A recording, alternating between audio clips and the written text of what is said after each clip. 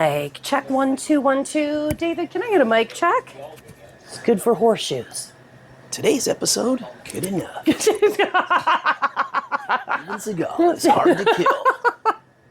Jason Statham playing Jason Statham in a Jason Statham movie. The Beekeeper.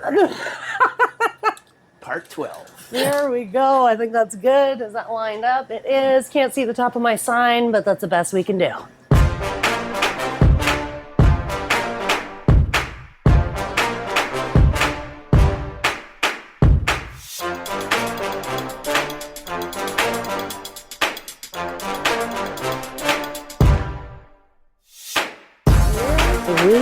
Go. All right. Welcome to the Tiffany Show, your TV, Peterborough Lindsay, Kojiko, and of course, my social media channels. We are beautiful downtown PTBO, Euphoria Wellness Spa, Canoe Cafe, home of the Tiffany Show. Let's get at it. I have a guest today. I've known him in the community for quite some time. A big baseball player, big business guy, and a really, really humble, beautiful soul. Come on in, David Dickson. Welcome to the Tiffany Show, my friend. Well, thank you for having me. Well, cozy on up. Cheers to you, sir. I love that you said that you were straight and narrow and then roll up in this fabulous outfit. Well, thank you. This is Saturday casual. Saturday casual. Just a trip to Canadian Tire. Okay, so maybe I don't wear the jacket out about the town on a Saturday, but I figured we'd definitely elevate here. So no three-piece suit today, but we're yeah. Well, you know, some pretty special guests on here. I can't be bringing down the standards here on the Tiffany Show. You could never ever do that. You and I have had plenty of coffee dates with deep conversation, and I know that you have a story and a great big heart, which is why I asked if you would carve out some time to sit with me today, and I thought we could share a few things. Happy to. So I know a little bit about you, but I thought we would start off. Can you tell us about yourself? What do you like? What do you not like? What are your special talents? Do you have a secret no one knows about you? We'll skip the special talents. No, so David Dickson, I am currently work-wise in the Regional Vice President role with IG Wealth Management. However, I don't want that to necessarily be the thing that identifies me as a person, because that's just where I work. Yeah, it's and a what scratch I do for on a the living, surface. right? So there's so much more to that. Huge sports person, as I think you touched on. But I'm broadening my horizons, so I'm kind of proud of that I'm kind of stepping out of my comfort zone with things as I mature in life, let's say. Trying different things and trying not to make all of my social and hobbies and so on revolve around sports. So music to my wife's ears, I'm sure she's quite happy. My wife, Joanne. Hi, Joanne. Hi, Joanne. She is at the cottage with her mom. So yeah, love sports. Really love mentoring and coaching people, so through work, but also sports, right? So did a lot of coaching. My son, coming up the ranks, he's almost 21, so the coaching of him has probably done its part, but I do enjoy the mentorship aspect.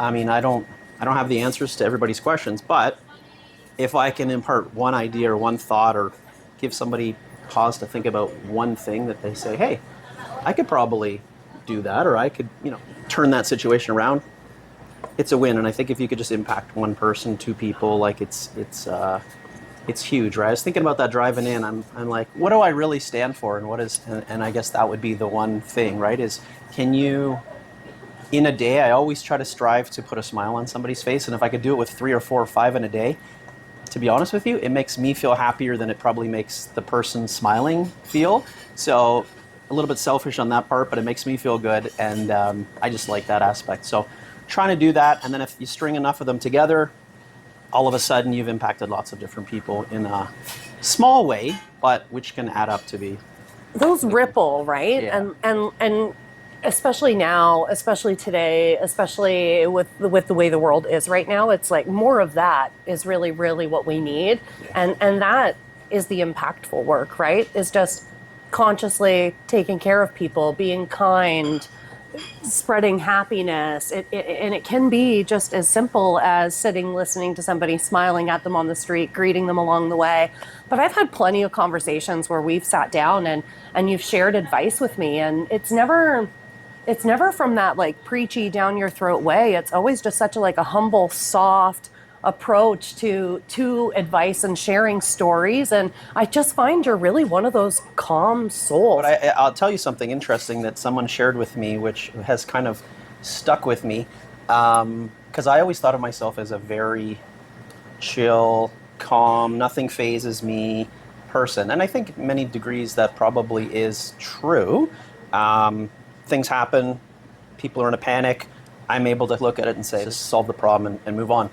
But what I did realize, and you probably already know this, being smart as you are, but calm and relaxed are two different things. See, I didn't realize this, and I believe it was, I don't know if it was during a massage or a fascia stretch, and it was brought up that, wow, you're really tense, and your muscles are really tense, and which is true, always tight, pulling muscles all the time. Huh. I said, well, I'm pretty relaxed. And they said, you are not relaxed.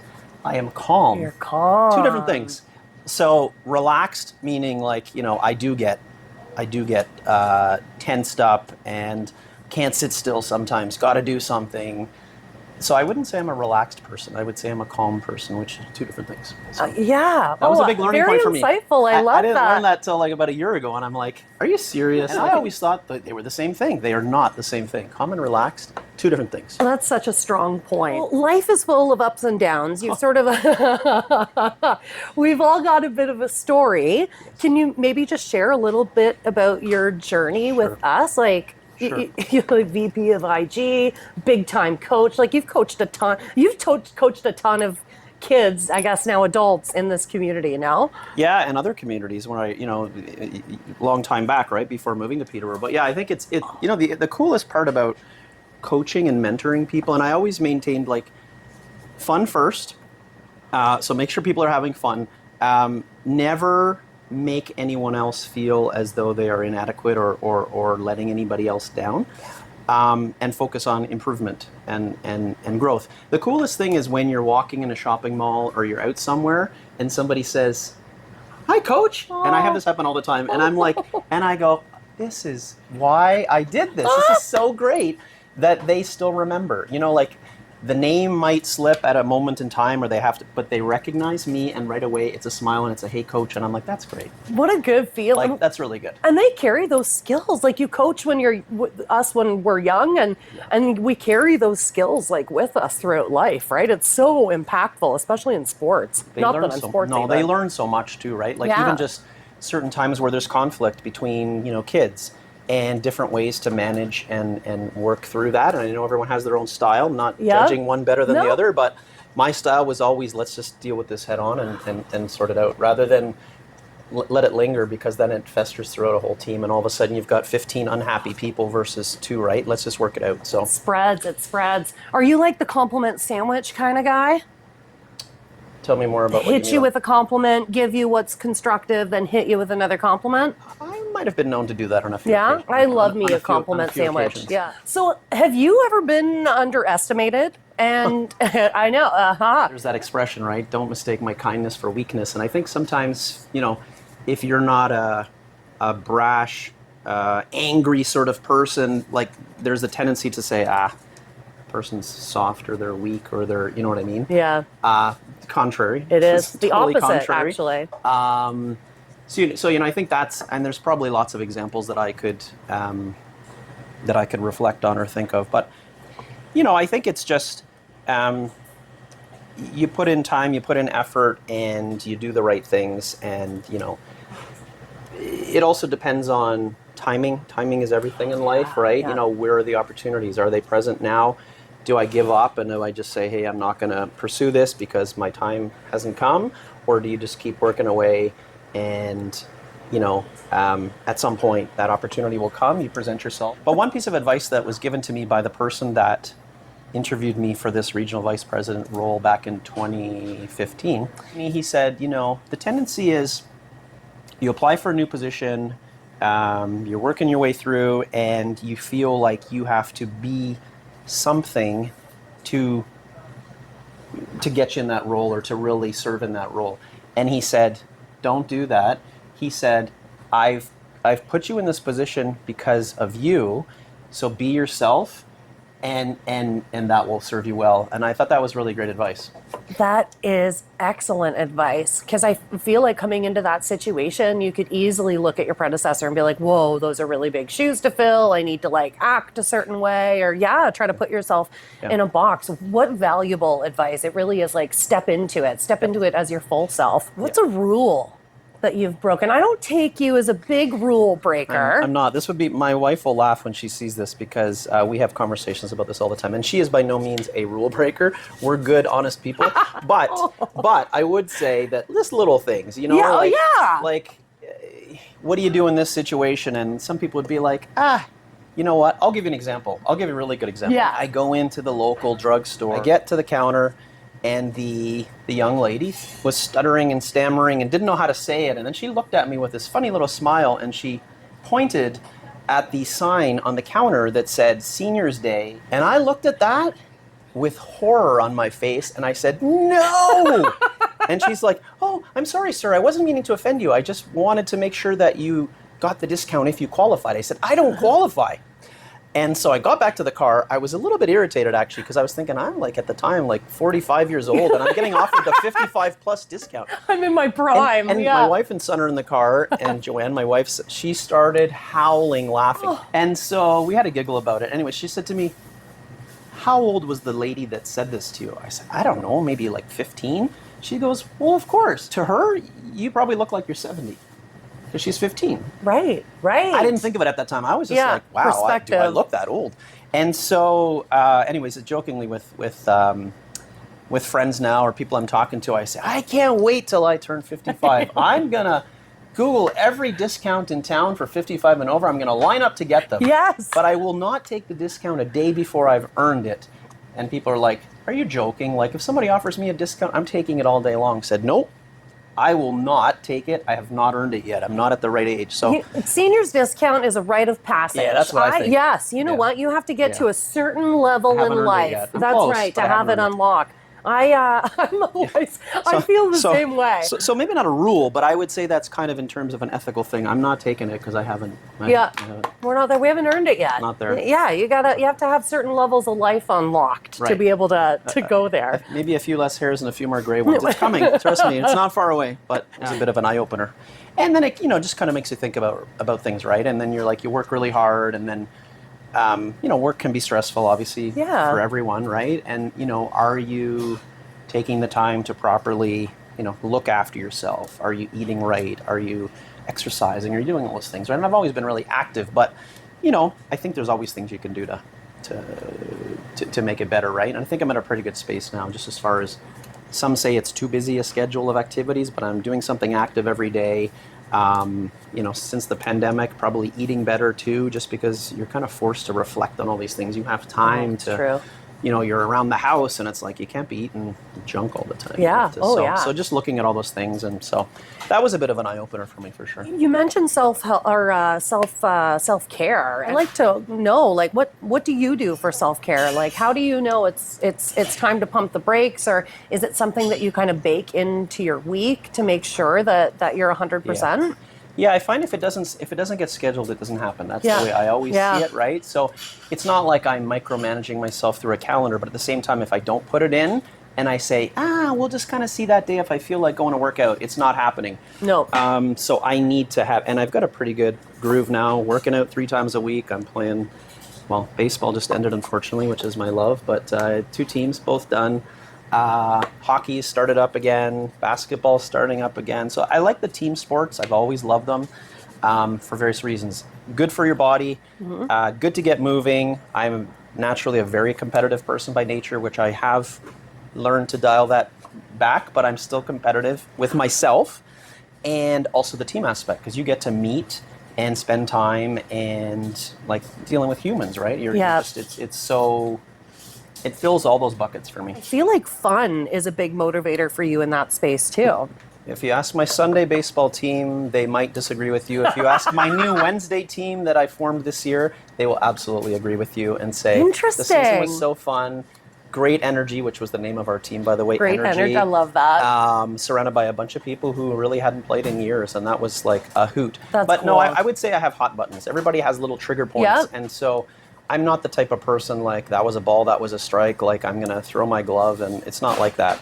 I more am I'm very protective of, because I run the teams, right? So I'm very protective of the people within the team. So if I feel somebody is, if I feel somebody's being wronged, I will speak up and say something. You're like a true leader. But I am competitive. I love that. I love that. I want to play baseball with you. Maybe next Opportunity year. might come, you never know. Right? Yeah. We'll do tryouts in... I need training. I need like yeah, exactly. I need some kind of training though, because I'm not, I've been doing that with a few people too on the team. Just they wanted more extra training, so we've been taking some time to do some extra practice. Yeah, like I feel like having a space for like adults to go like relearn. Like I never liked basketball because I didn't like how it made my hands dirty. And like now, like it still bothers me, but I would work You're through one it. of those kids too? Yeah. I was too. I didn't like getting dirty. Like No, really dirty. yeah. I never played in the I mud. don't like I getting always dirty. had to keep my hands clean. Yes. Yeah. I don't know. But I There's do play something about basketball. Sanitizer. Yeah, right? No. But I wish that we had a space that we could, as grown adults, go and like relearn sports, you know? Because it's like I don't really remember any of the rules. That's a good point. I know they have one for hockey locally. I don't know if they have one for basketball. Yeah, That's basketball a really I've good been point, like, though. yeah, it'd be neat, you know? Right? Because people who want to try different things and maybe, you know, like you said, they had a bad experience as a kid, or maybe they had a coach that, you know, most coaches are pretty good, but there's the odd one that really shouldn't be coaching, and maybe you had a bad experience and you left the game and, and you left it, you know, with a bad taste. And now you're an adult and you're like, you know, I really should try that again or pick it up, right? Yeah. But you need some refining of your skills. Yeah, that's a good point. Like I was going to join a baseball team, and then I found out that they bench all the weak players on this like certain one, and then I was like, well, I don't want to just go and sit on the bench the whole time. They're like I want to play. They're just collecting your feed just to fill a spot. Yeah. Where I'm like, and every good team has different people serving different roles, right? And like, you know, learning that every person on that team, regardless of their experience or skill set, right? Knowing like the Wednesday team, some of us, tons of years of experience. Other people, not. But you know what? Everybody made a contribution in some way, and everybody was part of the team. It was high fives after every inning. Everybody was just like fired up, and we ended up surprising everyone. And like the little engine that could, we got to the semifinals, and we almost made it into the finals. We missed it by 2 runs. oh but my we were really gosh, close. yeah. So people were like, oh my God, I thought this would be over, but this is so fun. And That's like, so this cool. is really fun. So, yeah. Is that part of the impact that you want to leave behind? Yeah, I think so. I mean, I don't know if the history books will ever, you know, show anything that I'm not solving world wars or anything like that. But I just feel like I'm not looking for a medal. I just want to, like I said, I like to watch people smile, and I like to make people feel good and know that, you know, it's not all about me. But if I could do something to help push that along, and you know, I was saying to somebody the other day, we were chatting, and I said like, the one thing, well, not the one thing, but one thing that I have learned over the years, which it took me a little while, I'm a little bit of a slow learner, right? But it took me a little while to get there, was, you know, if you're sitting there asking yourself, why do I feel crummy? Look at the people that you're spending your time with on a daily basis. And there's a lot of what I would call, I said to this person the other day, I said, you know, you got to remove the energy suckers from your life. And there are energy suckers. And unfortunately, they might have a story to tell. Maybe there's a reason why, but nobody has the right to make you feel bad about yourself or to make you feel lousy. You deserve to be happy. And I think if you hang around with people that are, you know, positive people filled with energy, who just want to share experiences, right? Like I can learn from you, you can learn from me. We all have experiences and stories to tell, right? And it only takes one idea or one experience to make you say, wow, like, that's an interesting way of looking at it. Next time I have that situation, maybe I should consider doing that, right? So I would say maybe not spend time with those people, and you'll notice a difference in your life in terms of how happy you are and, you know, the energy that you have being more positive than being negative, right? I think that's a key. That's a really, we're only here for a short time, right? So we're here for a good time, not a long time, but let's, you know, you want to live your best life, live it with the people that share that commonality and really want to be positive and have fun, and you know. I think too, you know, when you leave that group or a certain person, it's like observing how you feel afterwards. Are you tired? Are you drained? Is your cup full? Do you feel energized? It's an interesting reflection that I've recently found myself on a journey. Energy is reciprocal, and having that to kind of like take care of each other, but also realize like when you're being drained in those spaces and when your energy is just being sucked, right? Yeah. And those that are high energy and positive, like people want us to be around them, and sometimes you get kind of that negative drain around, and you tend to, like, for loyalty, for history, for whatever you've been through together, you kind of like carry them and that relationship sort of through without realizing how actually drained you are after you spend time with that person. Yep. And I think that's really, really valuable. Assess your circle. What's the kindest thing that someone has done for you that you would just never forget?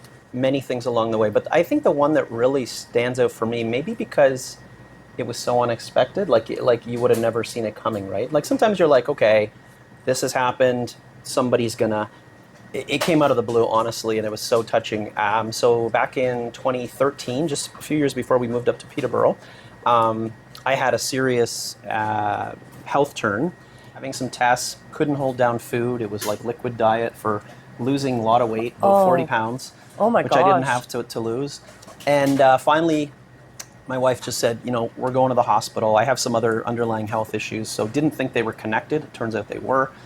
Went down to St. Mike's. They ended up admitting me. I was there for 41 days, 13 different roommates, which was interesting. I stayed in touch with some of them after too, which was kind of interesting. And so, but during that time, so my wife is home. She has an 8-year-old son. Our child was young at the time. My mom was still living at the time, and she was having several health challenges. So here's my wife, my rock, who is trying to look after this young kid, trying her best to make things comfortable for my mom, who is in ill health, and juggling this all. And here I am gone for 6 weeks, right? So one of my coworkers down in our Whitby office where I worked at the time, I find out, later, my wife says, Dave and Julie are going to organize for, she's going to make a bunch of soups and meals and different things so I can keep them in the fridge so I don't have to worry about the stress of cooking food for the three of us and whatever else while you're gone. So she did this, and I thought, oh my God, this is like the nicest thing anybody could do. So it really helped bridge that period in time where, Joanne was left juggling everything and dealing with everything. So it took a real, what could have been a burden off of her shoulders, right? In a time of need. So I thought that was like, wow, like salt of the earth people, like who does that? Like just amazing. So I do find that. I find that in this community too. I was on bed rest for at least 6 weeks, and the community totally showed up for me. Yeah. Like Nancy Wiskell at Dan Joyce's Clothers showed up with a meal for because I do a lot of cooking on my social media channel, so I think a lot of people knew that I predominantly like carry the menus. Not that it doesn't help, of course he helps, but I kind of drive that bus because I love food more. And the community totally showed up to support Gideon in that way to make sure that Amazing. just amazing. It's such a small act of kindness that makes such a big difference. And it's like you never forget those people that show up for you in those times, right? 100%. David, the floor is yours. If you had a message to share with those that are watching, what would that message be? I think, I find there's so much potential out there, and we have, I've fortunately met a lot of younger people recently, and I just find there's so much hope for the future, not only of our community, but obviously in Ontario, Canada, you name it, right? But I think times are different, and we have to recognize that I was saying to someone yesterday, she's got all these different interests in terms of future careers. And I said, you don't have to, at 22 years old, you don't have to identify a career and then say, oh geez, did I make the right decision? I said to her, like, if you decide to get into this and you do it for 5 years and you feel like you've exhausted all of your goals, dreams, and hopes in that field, you have all this other education. You can pivot to something else, and it's not a bad thing. Versus, growing up, parents would have the same job for 30 years. If you ever left a job or you left a relationship, it was considered like, shame on you, you're giving up. It's not the case. Like, you need to be doing something where you can make an impact and you are happy and fulfilled, I guess is the word I would use, with what you're doing, right? And if you're not, if the energy is gone and you don't have that feeling anymore, Yep. it's probably time to start looking at something else. And I think if you've got those skill sets and that knowledge and education behind you, there's so many options, right? I think the one thing is that there needs to be more kindness in the world. Yeah. You know, like you can be, as we talked about, you can be competitive, you can be motivated, you can, you know, point out things that are not right when people are being done wrong, or you can point all those things out, but you can do everything in a nice way. I have a couple of phrases that I use that, you know, I kind of remind myself, right? Like when you're trying to push through something, or let's say you're trying to get your point across, pleasantly persistent. You know, you can be persistent with it, but you don't have to be angry, right? You're still pleasant about it. Emails, you know, like we're in a digital society and people are sending texts and emails, and I don't know about you, but 8 out of 10 emails I get, they sound angry. Like people are just like, I'm like, why are you so angry? Like it'll be like, hey, I need this, I need that, send me back, this is not right, like do it. Yeah. Versus every email I send, you probably notice for the most part, it'll say, hi Tiffany, I hope you're having a great day, or I hope you're doing well. So there, back to the, you know, the softening at the beginning. Here's the point I want to get across, and then something pleasant at the end. You know, I hope we can get this resolved as soon as possible. Thanks for your understanding, or thanks for looking at this, and then wrap it up. But I think just maintaining an element of kindness, because people, they get in a space, right? They're frazzled, they're stressed, they're this, they're that, and then they push send. Don't push send. Hold off. If it waits half an hour, 2 hours, the world is not going to end if you don't push send right away.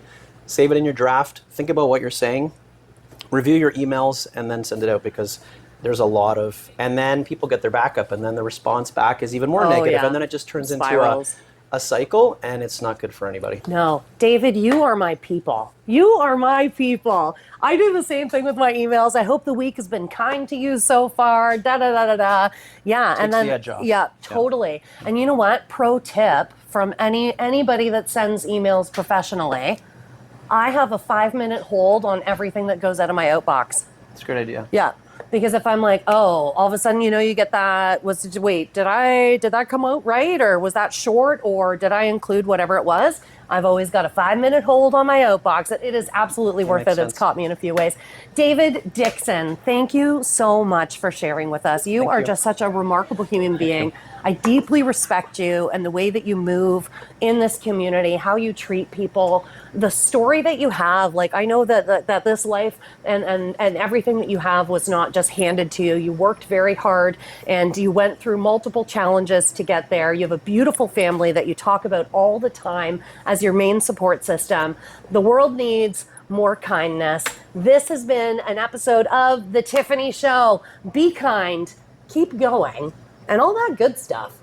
You're looking to sell your home or cottage? You want to work with someone who knows the market inside and out. Hi, I'm Sarah Evans, born and raised in Peterborough, Ontario. I'm very proud to call this great community home. Contact me today and I can promise to exceed your expectations. 705-768-6278 or visit sarahevans.ca. Not intended to solicit those currently under contract.